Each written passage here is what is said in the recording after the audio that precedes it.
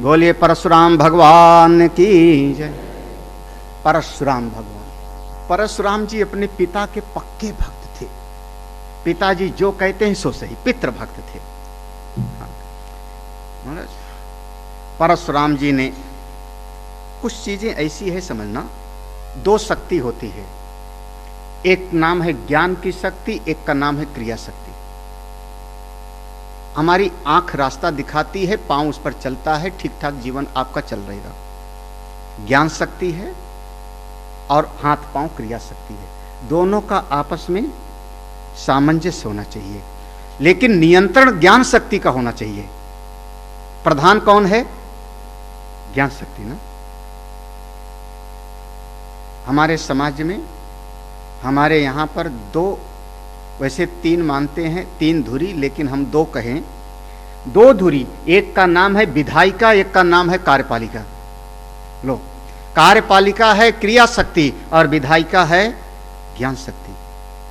वहां जो कानून बनाते हैं, विधि बनाते हैं, नियम बनाते हैं, वहां होना चाहिए बुद्धिमान लोगों को, क्योंकि वो नियम बना रहे हैं। विधायिका है, संसद है, लोकसभा, राष्ट्र, वहां बुद्धिमान लोगों को होना चाहिए। और कार्यपालिका में मेहनती लोगों को होना चाहिए। नाम ही है ना, कार्यपालिका है। कौन है? आईएएस हैं, पीसीएस हैं, आईपीएस हैं। वहां ऐसे लोगों को होना चाहिए, मेहनती लोगों को, जुझारू। परिस्थितियां कैसी बदल गई, देखो क्या कहना, परिस्थितियां क्या बदली। हमने अपने बच्चे को पढ़ाया लिखाया, इतना मेहनत से आईएएस बनाया, इतनी बुद्धि उसकी प्रखर है। हमारा बच्चा इतना बुद्धिमान होकर कार्यपालिका में गया, आईएएस पीसीएस बना, लेकिन एक अंगूठा छाप मंत्री आ जाएगा तो क्या होगा?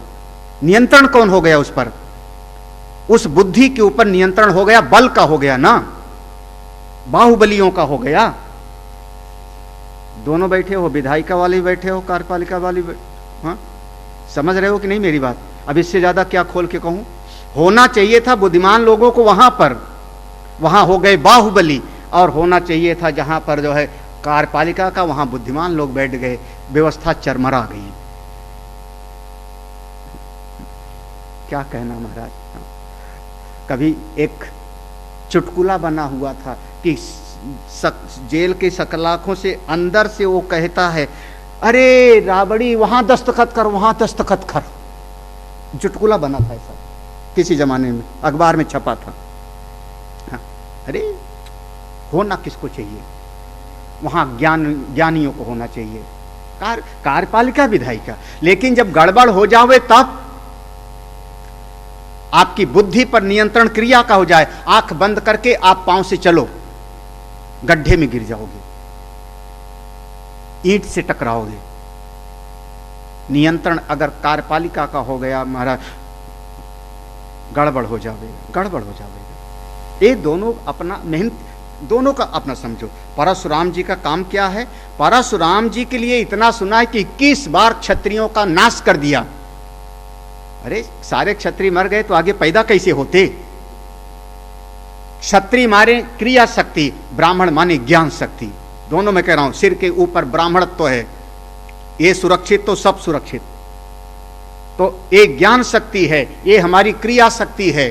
ब्राह्मण हमारे ज्ञान शक्ति हैं, क्षत्रिय हमारी क्रिया शक्ति हैं।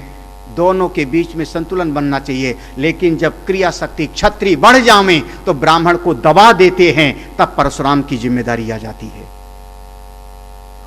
परशुराम जी ने सभी क्षत्रियों को नहीं मारा है, मैं नहीं मानता हूं। नहीं तो जनक महाराज की 27 पीढ़ियों का नाम है, उनको भी मार डालते, वो भी तो क्षत्रिय थे। अभी मैंने सूर्यवंश के इतने क्षत्रियों का नाम गिनाया, मार डालते कैसे चलता? उनके यहां तो धनुष रखा ले जा करके। परशुराम जी ने धनुष कहां रखा जा करके? क्षत्रिय के यहां, जनक के यहां ना। तो सबको नहीं मारा, दुष्टों को मारा है, जो कहना नहीं सुनते थे, जो वेद की मर्यादा को नहीं मानते थे, जो ज्ञान की अवहेलना करते थे, उनको मारा है। आगे की एक बात और समझना, राजा को अगर कोई मारता है तो राजगद्दी का स्वामी हो जाता है। लेकिन परशुराम जी ने तय कर लिया, प्रतिज्ञा कर लिया, 1 इंच जमीन मैं नहीं लूंगा। जितना कुछ मारने से मिलेगा सब कश्यप आदि ब्राह्मणों को दान कर दूंगा। और अपनी दान की हुई जमीन पर कभी रात्रि निवास नहीं करूंगा। बस आप कल्पना करो, जिस समय भगवान राम और परशुराम जी का सामना होता है, आप कभी पढ़िए वाल्मीकि रामायण जो मूल है हमारा। जब भगवान ने अपना धनुष दिया, परशुराम ने हाथ धनुष निकाला, भगवान के पास चला, भगवान ने संधान किया तो भगवान ने कहा सावधान परशु, मेरा बाण अमोघ होता है, उतरेगा नहीं बिना लक्ष्य। लक्ष्य बताओ कहां चलाऊं? तो दो ही लक्ष्य हो सकता है, एक तो तुम्हारे पांव में उड़ने की शक्ति है, कहो तो उसका नाश कर दें, और या तो तुमने पुण्य की पूंजी इकट्ठा कर रखी, कहो तो उसका नाश करें। हमारे मन में यहीं से विचार आता है कि अगर पर फरसा उठाया काटा, फरसा उठाया काटा, तो पुण्य होगा कि पाप? भगवान राम कहते हैं पुण्य की पूंजी इकट्ठा कर रखी है। इसका मतलब भगवान का वचन झूठा नहीं होता। हमारे शास्त्रों को खूब गहराई से विचार करो, डूबना पड़ता है। परशुराम ने वहां पर कहा था, प्रभु अगर मेरे पांव में उड़ने की शक्ति का नाश कर दोगे तो मुझको अपनी प्रतिज्ञा भंग का दोष लगेगा। मैंने नियम लिया था दान की हुई जमीन पर कभी रात्रि नहीं रहूंगा, फिर हमको रुकना पड़ेगा। आप मेरे पुण्य की पूंजी का नाश कर दीजिए। तब बाण चलाया है। ये सारी घटना हुई। महाराज भगवान परशुराम जी ने क्षत्रियों का अंधाधुंध नाश नहीं किया है। ये नहीं कि सामने आया क्यों ठाकुर है, बोला हाँ, बोले धड़ाक से मारा, ऐसा नहीं। पापियों का नाश किया, दुष्टों का नाश किया है। ब्राह्मण और क्षत्रिय ज्ञान और क्रिया शक्ति में सामंजस्य बिठाया है, संतुलन बिठाया है। परशुराम जी ने अपनी शक्ति छोड़ी और गंधमादन नाम का कोई पर्वत है, उधर चले गए तपस्या करने के लिए, तपस्या करने लगे। अभी सब्सक्राइब करें हमारे YouTube चैनल ईश्वर टीवी को और देखिए वीडियोस सबसे पहले।